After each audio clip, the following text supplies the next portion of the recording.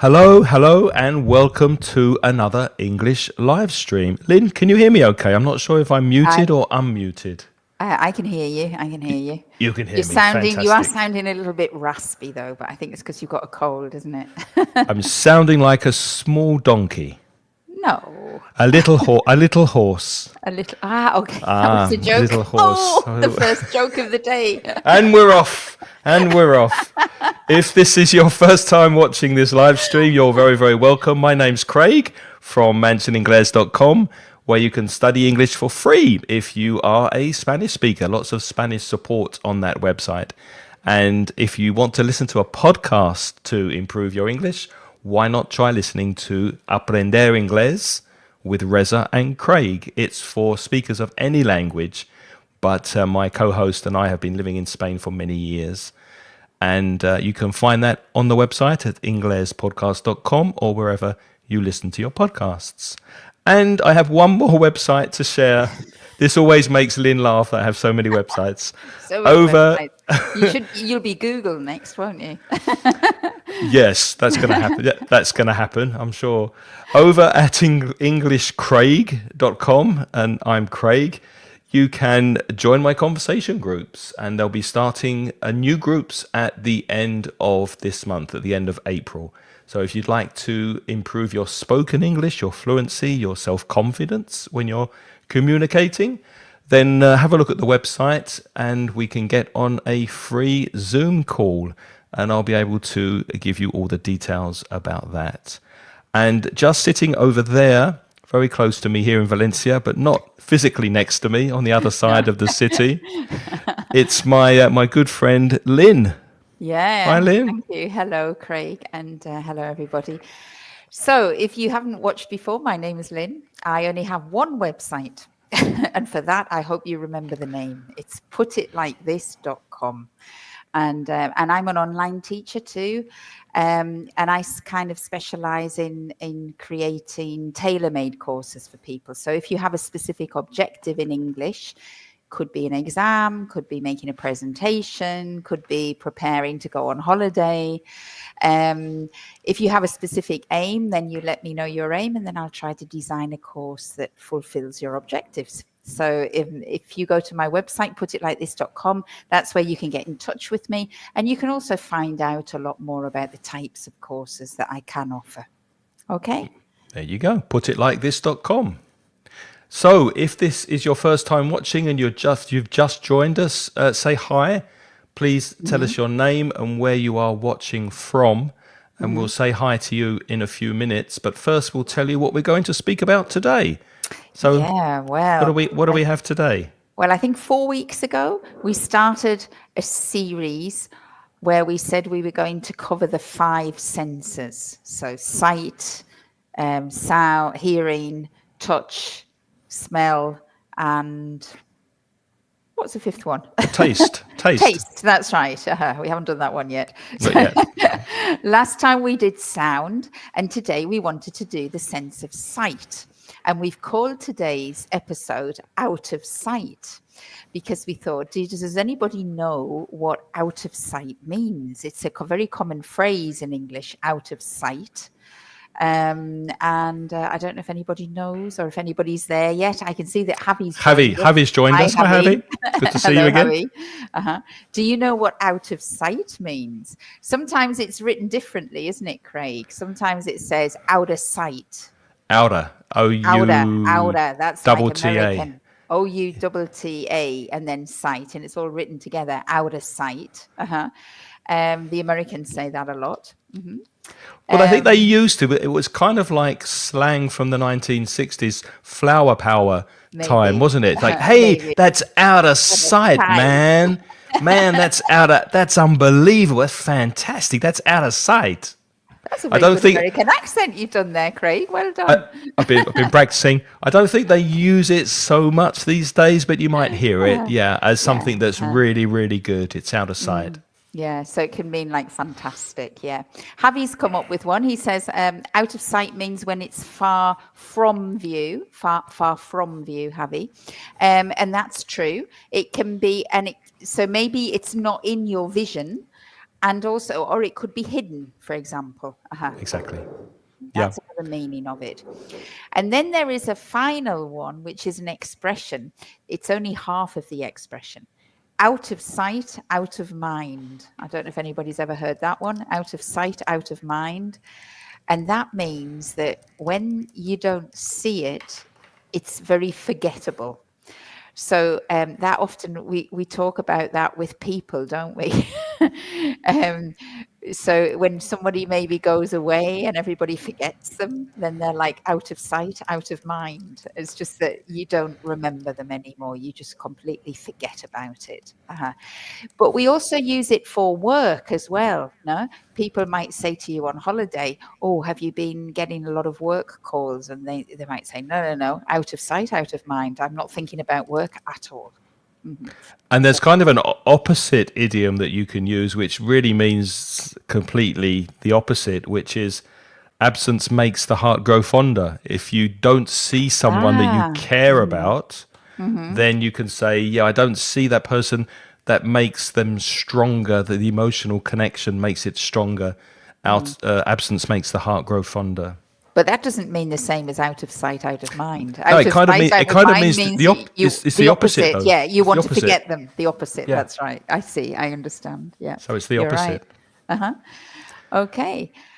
Hi, see Paula. Paula. Welcome. Hi, Paula from Argentina again. Hello. Nice to see you. Right. Okay, so we've got some vocabulary because there is lots of vocabulary to describe sight. Lots and you'll see today that we're going to be doing lots of vocabulary. And I was just saying to Craig before we started, it's really interesting because when we were writing all of this down, I realized that nearly all of my students use look at, see, watch and notice. Those are the top four. I mean, it's true that they are very common verbs, yeah? And then shortly we're going to be teaching you lots of other verbs that you don't use, but English people do, actually. So often maybe your teachers are not correcting you, maybe enough. I think I'm guilty of that. So my students will be using these verbs and it's not quite right. They're not using them in the right contexts, but I never correct them because, of course, it's understandable. Yeah. So you might want to try to notice that if you're watching movies or you're reading novels, notice the other words that we're going to teach you today because they're there and a lot of people use them all the time. But anyway, let's start with the top four, Craig? Yep, so we've got look at, see, watch and notice, quite similar, but there are differences. For example, to look at something is when we're directing our eyes in a particular direction. For example, now I'm looking at you through the camera here, through the webcam. Now, it often goes with that preposition at, to look at something or to look at someone, but it doesn't have to. You can also say, hey, look over there. Direct your eyes in that direction. Look over there. But it's very often used with at. Look at this picture, look at this photo, etc. And it's a very active verb. So look at is like an intentional action. So for example, if I'm doing this and somebody says, what's she doing? You would What's never she looking say at? you would say she's looking at her phone. You never say she's seeing her phone. Okay, you always say looking at her phone because it's a voluntary action from me. So to look at is something that you actually do. It's a very active verb. Now, that's not the case with see, because see is often, not always, but see is often an involuntary action. Just by opening your eyes, if you are fortunately if you're not blind, then when you open your eyes, you will see something, whether you want to or not. Is that right, Craig? Would you say? Yeah, no, absolutely. So it's really passive. And we spoke, was it last time, about the difference between speak? No, what was it? Last time we spoke about, wasn't sight, that's today. Last time we spoke about sound, and it's the difference between listen hear and hear. and listen. That's right. Thank you. Listen and hear. So if you hear something, you're not really doing it on purpose. It's just something that happens without any effort. And it's the same with see. Yeah. Yeah, exactly. And also you have to be aware of the collocation. So can you see what I'm doing? Can you see me at the moment? Can you see something over there? So it's a very passive thing. It's And to do also, with like, I think you gave the example, has anyone seen my glasses? Has anybody seen that? Or did you see my husband on the way in, Craig? He's down in your area. Did you see him? No, I didn't see him. I didn't No. see him. I missed him. Okay. So see is again that kind of involuntary action. Yeah. Gemma's used it. Hi, Gemma. She's used it very well. It's a pleasure to see you again. It's a pleasure to see you too, virtually, It is Gemma. you. Okay, Now- and then we have the word watch, right? Sorry, Yeah, were you going on? Yeah. I was going to go on to watch. Yeah. So moving on to you watch. go ahead. Now that's something you're intentionally doing. For example, you're watching TV. It's something that's moving. You're watching the game of football. You're watching your neighbor throw away the rubbish. You're watching your cat playing with the ball. So you're actively involved in something, and something is probably moving, like the screen is moving and you're watching it. You're watching the You're action. watching the sunset, or you're watching the sunrise. Yeah.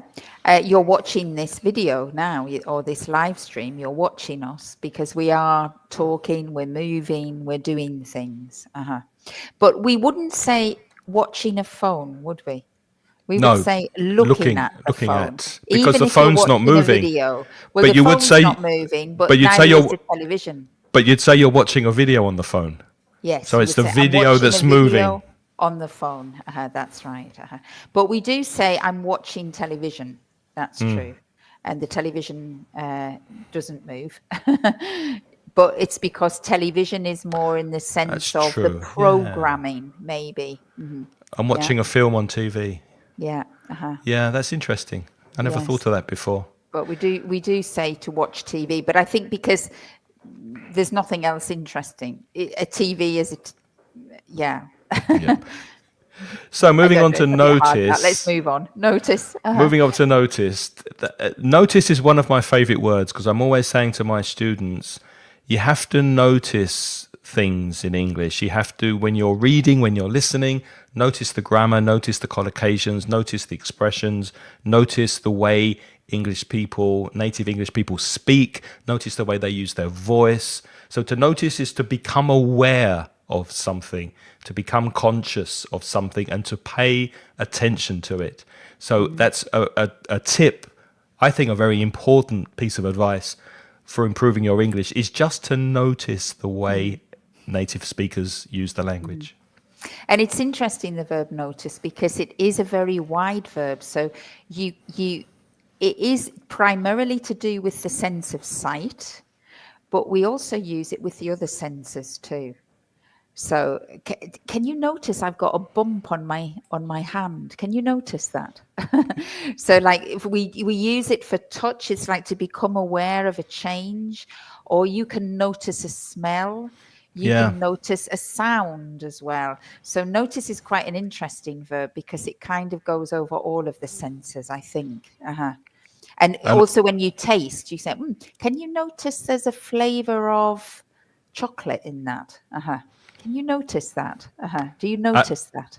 And of And course, so- when it's a noun, it's also a notice that you read, like it's telling you something, it's giving you Yes. information when it's a noun. Yeah.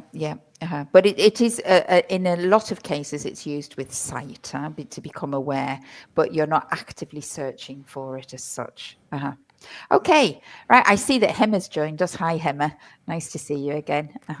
So let's move on to a general question to get Yeah. you writing and using your English.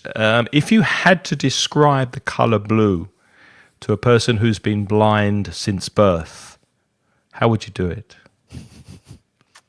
I do hope I don't have to answer that, Craig, because I find that really difficult. Because you That's can't hard. compare it to things that are blue, No. like the sky or the sea. So how would you describe it to someone who doesn't have the sense of sight? I think I read somewhere that only certain types of people can do that. That's not me, but there are some people who have this, like they see smells, they visualize sounds and smells. I can't remember what the name of it is, but it's some kind of talent that or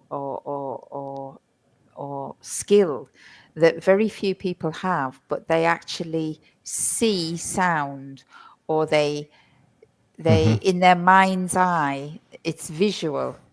So because I have a problem, I haven't got the words to describe colors. We can describe shapes, but it's very difficult to describe colors. So I don't know how you would do that with somebody who is blind. Well, everyone's And I don't know what blind people see, because of Nothing. course there are people. Well, I'm not sure about that. Maybe, I don't know. Do you know any blind people? My uncle is blind, but he turned blind. So I think he can probably remember the colors because he has seen them. But I've never met anybody who's been blind from birth. But maybe there are many colors in their head that they see. I don't know. As Javi said, it's there's no way to explain color blue to a person as they've never seen the sky. The sky, yeah. Or the ocean, or... Well, I thought of an idea using the sense I'm glad of you've got an answer. Go on. using the sense of touch. To describe the color blue, you'd get them to hold an ice cube, and then to describe the color red, you'd get them to touch something hot. Because for me, blue is cool and red is hot. Okay. Do you agree with that? Does that make sense, or Well, there's or a not? connection. There is a connection. Ice cold, ice blue. Maybe. Yeah, I suppose, yes. Never thought of that. That's quite clever. Oh, I think you get 10 points for that, Craig. Thank well you. done. Everybody, you. say well done to Craig. He's actually got a good idea about how to describe a colour. Speaking of being blind, obviously blind is when people cannot see anything. There's an expression to turn a blind eye to something, which is an idiom, and it means to ignore something, especially something that's wrong or it's not morally correct. For example, the policeman accepted money or accepted a bribe, but his colleagues turned a blind eye. They didn't say anything to the superior. So if you turn a blind eye to something, you ignore it. You don't pay any attention to it. Yep. Okay. Right. Now we're getting to the heavy bit now, right? Now we're getting to the meat and potatoes of the vocabulary. So Here we go. Have you seen these words before, people watching out there in English land? Have you seen these words? Yeah, so we have peep. They're nice words. Peep, peek, peer, stare, glare, and squint. Squint. Now, they are all alternative words to describe the way that somebody is looking at something. So not just he's looking at his phone or he's looking at something, but this is peep, peek, peer, stare, glare, and squint. Javi says he only knows stare. Okay, well, I'm glad, Javi, because you're usually very good on this show. So I'm glad that we can teach you 4 or 5 more new words. I don't know if anybody else knows any of the other ones, but we'll explain them to you. Just let me highlight the vowel sounds there, because the first 2 words have the E sound, which is a long vowel sound. Peep and peek. And peer is a diphthong, 2 vowels together. So it's ear, the same as your ear that you hear with. So it's ear, peer. And the next 2 have the same vowel sound, which is air, like the air that you breathe, or hair. So it's stare and glare. And the last one, squint, is just a very short I sound for the vowel. So it's squint. Good. Okay, right. So I shall explain the difference between peep, peek, and peer. Is that all right? Yeah? Yes, I'll It's take kind of stare, glare, and related. squint. Right. Okay. It's because I. Right. Okay. So peep. These three words, they sound similar, but they do have a slight difference. So first of all, peep. Peep is when you take a quick look at something. You're looking at something, but usually it's difficult to see the thing, or maybe you are hiding and you don't want people to see that you are looking at them. Now, behind this word peep, it can be used neutrally. So I'll take a peep at that. I'll have a quick look at something. But generally, it's quite negatively laden. So we even have a collocation which is a peeping Tom. And a peeping Tom is somebody who like looks through glasses, and I don't know, maybe he's looking at people through their windows to see what they're doing, or maybe he's secretly trying to look into the changing rooms to see naked people. And of course, you might have heard of this when you're on your travels, that sometimes if you go to the red light areas, not something that I usually frequent, but there are people who, like, if you go to Amsterdam, for example, you might see in Amsterdam, because their red light area is quite a tourist attraction. People are walking around it in the old town, and you often see neon signs, and it will say peep show. And a peep show is where I think they have naked girls dancing, and then people are looking at them from behind screens. So it's like a secretive look at people, peep. So it's a bit of it's not a really nice word, that one. Well, the idea is not nice of peep. Now, peek is like peep, but it hasn't got that negative connotation.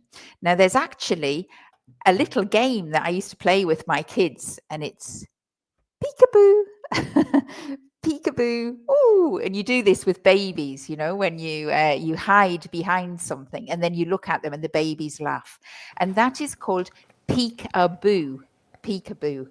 And to peek is to take like peep. It's a quick look at something. Maybe you hear somebody outside, and before you open the door, you have a little look at them through the window just to check it's somebody that you want to open the door to. So you take a peek. It collocates with the verb take. And then the last word is to peer. And to peer is, again, when you look at something and you've got a bit of difficulty seeing the thing, just like peep and peek. But when you peer, you're looking at it for a longer period of time. And there's a very common collocation, to peer over somebody's shoulder. So if you imagine I'm reading something and Craig comes up behind me and he wants to see what I'm reading, he might lean over me and look like that. And that is to peer over somebody's shoulder. So it's to look at something with concentration, with difficulty, but for a longer time. Peep and peek is a short time, also with difficulty, but peep is a little bit negatively charged, and peek is okay. And peer is to look at something for a little bit longer, but from a position of difficulty. You can also do this and peer over your glasses. Some your teachers do that, don't they? If the students are misbehaving, they'll peer over their glasses to look at a student. Or if you're driving and it's really foggy or misty, or there's smoke, then you peer through to try and see the road. See the road, that's to right. see with difficulty. So stare is when you're looking fixedly at something. So it might be in anger. You might be very angry at someone and you stare at them. So stare has the same preposition as look, to look at, to stare at. I have to say this. Has anybody seen Paddington? Paddington, the movie that it's out now, Paddington Bear is famous for his hard stare. So Paddington Bear is a very polite bear. But when anybody misbehaves or does something wrong, instead of shouting at them, he puts on his hard stare. He And a hard stares. stare is like, and he looks so long that then the people apologize. And if you see the film, you've got to look up, probably on YouTube, look at Paddington's hard stare. You'll never forget it. It's lovely. And to glare is to look intensely at something. Also, often with anger. So you're angrily looking at something. To glare at someone who's done something wrong or done something bad. We also speak about the glare of the sun, because the sun can be glaring. It can almost blind you, especially when you're driving. I can't see because of the glare from the sun. So when you're glaring at someone, you're looking with a lot of intensity. You're being very intense and probably very angry. Angry. I think that's the difference, because you can stare at your phone, for example. You can stare at your phone for many hours. I do. As we do. Yeah. As we do. But it's not with anger. But to glare is always with anger. But they're pretty much the same type of look, isn't it? It's a long, intense look. Exactly. And the last one, to squint, is, well, I'll just demonstrate. You're just closing your eyes and you're trying to see something, and that's what I have to do without my glasses. If I want to read the label on some food or some very small print and I don't have my glasses, then I squint, because sometimes squinting helps you to see a bit clearer. So to squint is to close your eyes partially, a little, so that you can see something. I was wondering when we were writing this, because I mean, I've lived in Spain for a long time, but maybe it's just because my Spanish is not very good. But do you think Spanish has all of these words? They don't know. They have some, but I don't think they have so many to describe so many different ways of looking. Ways of looking at people. Yeah. Because I think English is quite unusual in that they have, I suppose, like the Icelandic people, isn't it? Who have people from Iceland and Greenland. They have thousands of words for snow, don't they? Or hundreds of words. Yes, exactly. Yeah. So Exactly. we have lots of words for looking at people. Okay, right. So have you learned those? Peep, peek, peer, stare, glare, and squint. Because now we have test time. We're going to test you. We're going to test you. Ha! And we have 6 photographs there. You can imagine that the top left photograph is number 1, then go along. Number 1, number 2, number 3, number 4 on the bottom line, 5 and 6. See if you can write in the chat. Can you remember the word that describes the look that is in those pictures? So this is number 1, yeah, number 2, number 3, I don't 4, think they can 5, and see. 6. Yeah, but they can't see your mouse on that. You can't So see my if you're mouse. moving your Okay. mouse. So the 2 people in the top left-hand corner, that's number 1, the boy and the girl. The one with the hole. The boy in number Amsterdam. 2. Number 3, somebody looking through the blinds. Number Nosy 4, neighbour. the lady with the glasses. Number 5, the man in the hoodie. And number 6, the cat. Can you write in and see if you remember the types of looks that they're giving? Yep. See what you think. And in the meantime, Craig, you can tell us how often you do those types of looks. Shall I say what they are then? No, but you should just say how often you do them. I'm giving people time to write in their answer. All right. So, well, we do. I mean, I don't often. Do you do those looks, all of them? I do, but I do some more than others. So I don't do the angry ones very often. Occasionally, but not very often. I don't think I'm particularly nosy, so I don't look at what neighbours are doing, and I'm not curious to see what's happening outside. So, and because I work by myself, I'm probably not looking over anyone's shoulder. So there are some that I don't do very often, and some that I do quite often. What about you? Well, I definitely do number 1, I think. because I'm a mum and I've got girls and, and kids and people in my house, and I want to see what they're doing, and I am nosy. So number one, yes, I'm sure. Number two, no. But I mean, no, I don't think I do that. Number three, occasionally, I would say. I am curious. I'm a curious person. So if I hear noises, I might have a little look out the window. Uh-huh. Number four, no, because I haven't got that sight problem. So it's very rare that I have to do number four, thankfully. Number five, well, I'm a mummy, so I'm sure I've looked like that at times. Yeah. And number six, yeah, maybe. Okay. Well, some people are answering, so I mean, Gemma can't remember them. So don't worry, You're paying attention, Emma. we'll revise those later. We will review them. Shada has given us number 3 as peak. Peak, yes. That's this one. Number 5 as stare. Very good. That's right. And number the cat. 4 as squint. The cat squinting. No, number 4. Number 4. Number 4 squint. Oh, number 4 squinting. Yeah, you're right, Shada. Yeah. Well done. Yeah, Shada's right. And Paula.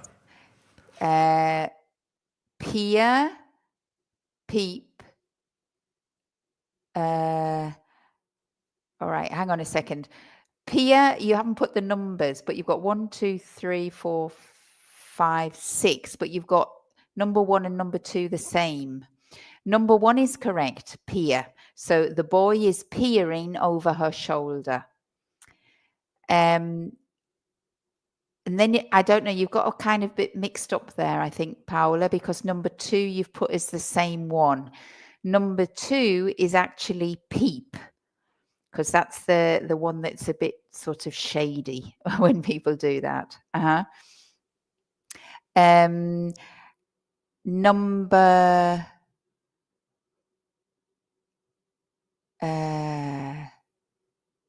Number 4 is squint. Number 5 is glare, and number 6 is squint. No, that's not right. That you got them all. You got them in the wrong order there, Paula. Sorry. Shall I give the answers? Let me give you the answers. Otherwise, I'm getting all confused here. Number 1 is peer, peering over the shoulder. Number 2 is in Amsterdam. That's peep, peeping Tom, peep. Number 3 is peek. She's peeking through the window. Number 4 is squint. The lady is squinting because she can't see something. Number 5, I think, is quite glare. I think that's quite angry, number 5. Would you say number 5? And number 6, I think the cat is staring at you. Craig, we can't hear you. You're on mute. Oh, I'm sorry. That's because I was coughing. Yeah, okay. I agree with you. That's the cat. Yeah, the cat is staring at you. Staring at you. Definitely. Well done. Great. Fantastic. Well done. Okay, right. I mean, it's a bit tricky, but you might not remember all of them, but maybe remember 1 or 2, because it will vary your vocabulary a lot. So speaking of staring and looking intently at someone, in some cultures, making that direct eye contact and staring like the cat was doing could be considered disrespectful. I've put disrespectful or respectful? I've put respectful. I meant to put disrespectful. I apologize. Yeah, that's all right. Let me change that. Okay. What about your culture? Is it disrespectful, or is it okay to stare at people? Yeah, when my girls were little, I used to say to them, "Don't stare, don't stare." And now my girls are older, and they say, "Mum, stop staring," because apparently I do it a lot. Oh no, it should be respectful. Oh, I'm an idiot. It should be respectful, because then I've put can be, while in others it can be seen as rude. Oh, Craig, come on, get with it. So it should be respectful. Now, I've noticed that, because when I first came to Spain, I noticed that people were staring in the street a lot more than in the UK. In some areas of the UK, especially at night, in some areas that are not very safe, staring can get you into a lot of trouble. It's not considered polite to stare at people in the UK, and I think it's quite tolerated in Spain. Would you agree? Do you know, I don't know that. I've never noticed that, Craig, to be honest with you. I've That's never my noticed opinion. that. But it is true that in the UK, it's best not to stare because some people take it very badly. And I think it's probably because a stare doesn't really have any bad intention apart from nosiness. You're just nosy. You want to see something. But a glare is angry. And that's the problem because those looks are very much the same, staring and glaring. And if people think you're angry with them, then it can make them aggressive. So I think that often in the UK, we don't stare at people because it's considered aggressive I think when, behavior. I think when the way to notice the difference, if you're staring at someone, then you're just looking at them without looking away. So you're fixing your eyes on that person and your expression is quite blank. You're just looking at them for a long, long time.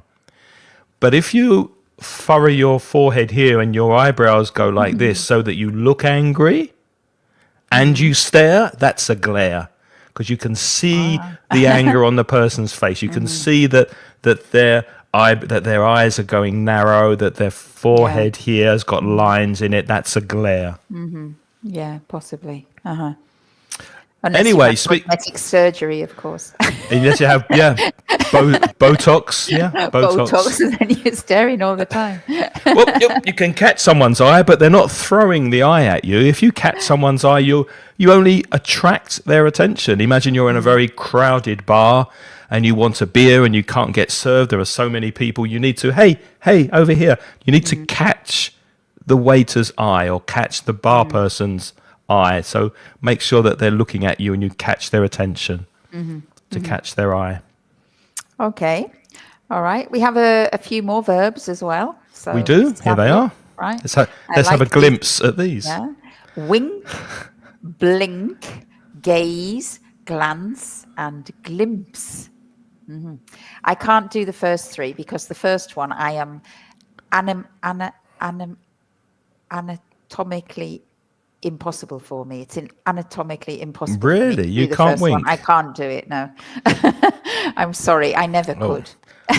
I'll have to demonstrate. This is a wink. Right. So you That's a close wink. one eye and then open it again. Do it quickly. That's a wink. It can be with either eye. Doesn't matter which Ooh, eye. You're very clever that you can do it with either eye. I can't do it with either. And You're winky winking. dexterous. Winky Winky dexterous. dexterous. So you're winking. And what I do when I try to wink is I do this. You're blinking. Yeah, that's a blink. And I'm blinking. I end up doing it with both eyes. But unfortunately, I cannot control my eyes separately. So I can only blink. And so I can't wink. And So then that's- gaze. That's wink and blink. That's the difference. The blink is with two eyes and wink is with one. And then gaze is a little bit like stare and glare, because to gaze at something is to look at something fixedly for a long time. However, when you gaze at something, it's with love. It's not with any bad intention. It's not with anger. It's with admiration or love or desire. So you can gaze fondly into your lover's eyes, or you can gaze at the stars. We say stargazing as well. So gazing is to look for a long time, very fixedly, at something that you love. Well, you can also gaze out the window, which is just looking into space. True, that's true. But it's not angry. It's No, definitely it's not angry. So maybe, No, it's passive. we'll moderate that. We'll say neutral to positive is gaze. Yes. Whereas stare and glare is stare can be neutral maybe, but going down, and glare is definitely negative. Correct. Yeah. Now, very different is to glance, because you're not fixedly looking at something for a long time. You're looking and looking away. So it's very quick. So you intentionally look at something and then quickly look away without focusing on it. So you can Quick glance. have a quick glance at something to notice it quickly and then look away. It's Oh, a that little man bit, glanced at me.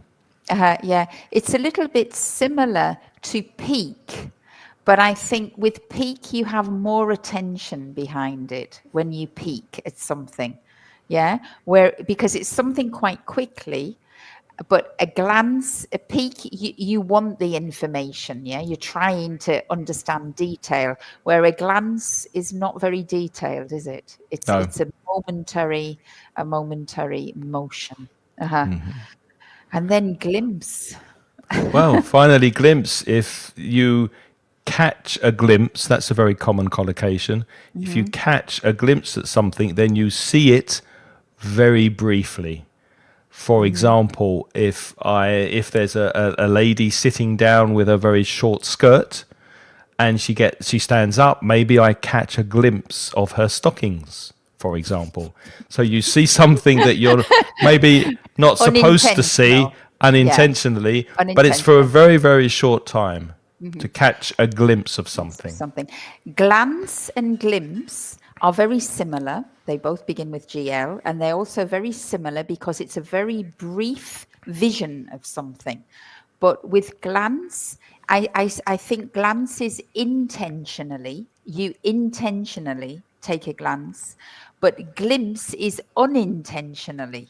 When the girl stands up and you see her stockings, you were not looking for her stockings. If you were, you would be a peeping Tom. I would It's be a not peeping peeping. Tom. Yep. I would That's be a not peeping peeping. Tom. That was just glimpsing. But I don't know if you agree, but I think generally speaking, glance is used more as a verb to glance at something, whereas Yes, glimpse is more it's more of like a a collocation with patient. catch because you're Catch a glimpse. catching a glimpse unintentionally. Yes, Yeah. that's right. Yeah. So let's go through those one more time. We've got some definitions here as well. To wink, to intentionally close and open one eye quickly while someone's looking at you. To intentionally close and open one or both eyes quickly is to blink. Hence the expression, in the blink of an eye. It happened very quickly. In the blink of an eye. And gaze, Lynn? Is to look steadily and intently at something, often with admiration or wonder. You gaze into his eyes, it's very romantic, or you gaze at the stars. Glance is to to glance at something is to look at something quickly or briefly, but without focusing on it. So it has a relation to peak and to peak, but peak has got more detail. Glance is you look at something, but just very briefly because you haven't got time. You had a quick glance. And glimpse, it'll be coming up. That's the same, but it's unintentionally, and it's usually used in the phrase "catch a glimpse of." I caught a glimpse of Okay. something. Right. So quite a lot of vocabulary there. Yeah. Yep. Shall we go to some questions? Yeah, let's have a little bit of discussion. You can tell us what you think. Which, I hope you've learned something, though. I hope we've given Javi a run for his money today. Have we, Javi? Have you learned a few more words? I hope so. We hope so. Have you got a favourite question here? Because I don't have any more banners with questions on them. I can put them in the chat. Anyone you Okay. fancy discussing? Yes, I have if you could give yourself a superhuman visual ability, like zooming in on tiny details or seeing through objects or night vision, which one would you choose and why? That wasn't my question, that was Craig's, but I thought that was a very good question, Craig. If you could give Superhuman. yourself a superhuman visual ability. Because Superman had X-ray vision, didn't he? Superman's got X-ray vision. And then there's another superhero from the Avengers. There's the guy who wears sunglasses, and when he removes his sunglasses, he's got like these laser beams that destroy things. Okay. I can't remember what his superhero name is, but he takes off his glasses and zoom, there's these Yeah. lasers that come out and burn things. Yeah. I know what I would like. You know what I would like is a photographic memory. Some people at school, they could, like when it came to studying, it used to take me ages to remember things by heart, to learn things by heart. And I know I have friends who can open a book and just read it, and not even read it. They just have this photographic memory. They can remember immediately where the things are on the page and everything. They remember such detail. And of course, that's to do with memory. It's not only to do with sight, but it's the idea that they can read really fast and they can remember it. And I read slowly, and I have to work hard to remember a lot of things. Mm-hmm. Yeah, so I'd like a photographic memory. What about you? That's very tempting. That is a very tempting to remember things. I think I'd like to be able to see through walls and have sight like Superman can do, where he can see through things and, you know, see what's happening in the next room, or just have incredible vision, maybe see a long distance, like you're wearing binoculars and you can see something coming from miles away. That would be cool. Yeah. I don't know though. I thought it might be cool to like see what's in the next room and things, but then it would take all the fun out of life, wouldn't it? You know, because you would see everything all the time. I think it could make you quite anxious as well. Because I did think about saying it would be quite nice to sort of to be able to see through your body, to see where it is that's hurting you, you know, when you have like an ache or a pain. And I often get back problems, and I would love to be able to see, it's that muscle there. That's what I have to press. But then again, it could make you quite anxious, couldn't it? And it would be quite yucky as well to see all of the I things saw that inside there's your body. there's a very old film that I saw years ago about a man who had that gift of being able to see through things, but it got worse and worse and worse and worse, or stronger and stronger and stronger, and eventually it was he got so anxious and it was so stressful that he took his eyes out. God. That was the end of the film. Yeah, I think it can be too intense. No, it's sometimes not nice to see everything, is it? Okay. And nobody was inspired by that question. Nobody's given us an answer. No, nobody's written anything about that. So let's have another one. Let's see what we've got here. Let's try this one. Do you think that modern technology, such as virtual reality or augmented reality, will change how we experience the world visually? What's your view on that? If you are watching live, put your thoughts in the chat and we will discuss them and show them on screen. What do you think, Lynn? Well, I know that I do have a friend who is getting older now, and she can't travel as far as she used to. She used to travel a lot, and now she can't travel because of health problems. And she is using virtual reality to travel. So she goes to, I don't know where she goes, but she puts on these glasses and things, and they spend hours, and they're like visit India or something. Oh, wow. And she's really a great fan of it, because she said it's great. It's like being on holiday, but she doesn't have to travel. Yeah. So I suppose it's got something. I suppose. I don't know. It's not something I've ever done. I have tried those virtual reality glasses. And it was kind of like, it was an interesting experience, but it's not one that I'm particularly keen to repeat, you know. Did you feel dizzy? Did you feel a bit sick?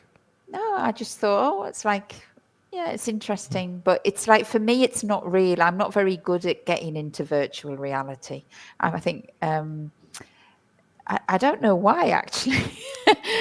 Because like I have quite a lot of imagination, but I think that's what bothers me. I think it's because it doesn't allow me to employ my own imagination with things. It's like it's all pushed to you, and I don't like that. Also, I don't think it's ready yet. I mean, the idea that you put on these very heavy glasses and you kind of need to forget that you're wearing them in order for it to work. Because if you remember you're wearing glasses, it takes away the magic of what you're seeing.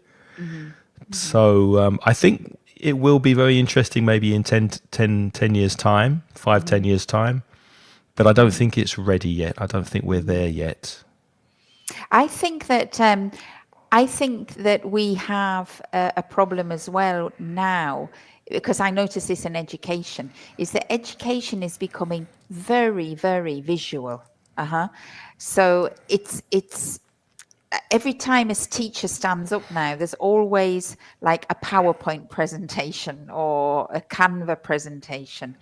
And I am, on the one hand, I can see that it's very effective. It's great if you have visuals because it helps learning and it helps you remember things.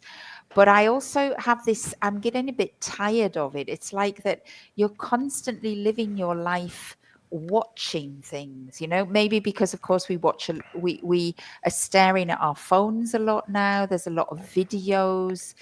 There's a lot of things on TV now that we tend to watch a lot, like Netflix and everything else. And I find it a little bit tiring. And I also think that my other senses, they're declining, like I'm not feeling or smelling or hearing things as well because I'm always focused on the visual. I think there's a predominance of visual, isn't there? And when we like drive into the city, you get all this advertising everywhere, and it's all, I don't know, your visual senses are being hijacked all the time, I think. Yeah, but that's also because, as I said, we're not there yet. I mean, I can remember going to a cinema where the chairs are shaking when there was an earthquake, for example. So you had that other sense that was activated. So I think virtual and augmented reality needs to go the next step where you are smelling things and you are feeling things and you are and not just hearing and watching. So it needs to go in other dimensions. And then I think then it will be very exciting. But yeah, it's not quite there. I agree with you. It's not reality. So No. it's just trying to be. Well, Ada has had a stab at what we showed before with the picture. Let's see how she did. She got them all right. Yeah, peep, squint, glare, and glare stare. and Well stare. done, Ida. Yeah, Ida's got it. Really well done. Great. Well done. So, shall we just recap that first group of vocabulary, and I think we'll wrap it up because we need to. Just let me get rid of this banner and go back to peep. So go on, then you do go ahead. peep because I've been peeping all the time. Peep. Okay, so to peep is to. Here's my book. I'm just peeping from one side. A furtive look, which is usually like a kind of shady, as Lynn said, a bit negative, a bit dark. The way people look sometimes. You're peeping around a corner. You're peeping. You're looking at something maybe you shouldn't be looking at. So that's peep. And as we said before, peeping Tom is someone who looks at something that they shouldn't be looking at. Maybe something sexual, for example. Peep show. That's peep. And peek, Lynn. Very similar. So it's a very similar way of looking, but also often because you're not supposed to be looking, but there's nothing shady about that. It doesn't imply, it hasn't got that negative connotation. So you might have, maybe, for example, in school, when kids are doing exams, maybe, they don't know the answer and they might just take a little peek at their partner's answers. It's nothing really, really negative in the sense, it's not as serious as peeping, I think. Peeking is we all do it. We have a peek. Often when I'm sitting in the metro and people are sitting next to me and they're reading a book, I can't resist it. I'm often peeking to see what are they reading. Which is not good, is it? We can't hear you, Craig. You've muted yourself again. Thank you. Sorry. I forgot. I often peek on buses over someone's shoulder if they're on their phone. So not necessarily, but I'm just very curious to see what people are doing with their phones. So I peek sometimes just to see if they're messaging or watching videos or what app are they using. I'm very nosy on buses. And the next one, I've just thought of another classic example when people peek. In a theatre, the actors, before the show starts, sometimes they peek through the curtains to see the audience, how many people are there, So that's like taking a little peek, and that's fine. But it's not a peep. There's nothing sinister about it.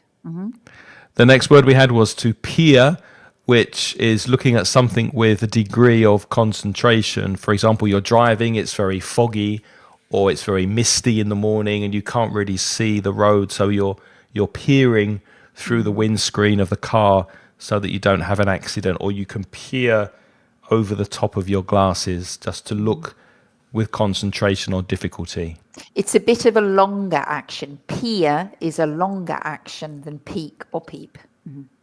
And then stare is a really long action, and that's when you look at something or someone for a very long time, and it's usually in a fixed way, often without blinking as well.